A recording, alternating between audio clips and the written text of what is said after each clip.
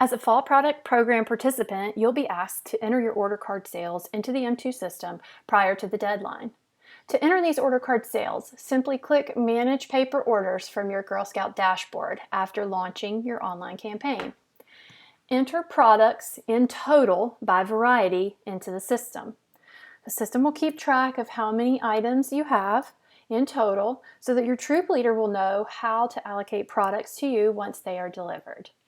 Please keep in mind that payment will be collected most likely when you deliver these products unless other instructions have been provided by your council.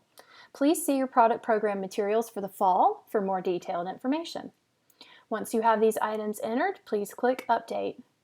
If you have to come back at any time to edit or add additional quantities, please note that the totals are cumulative. So if you have sold 10 and you sell 5 more, the new number you need to enter is 15.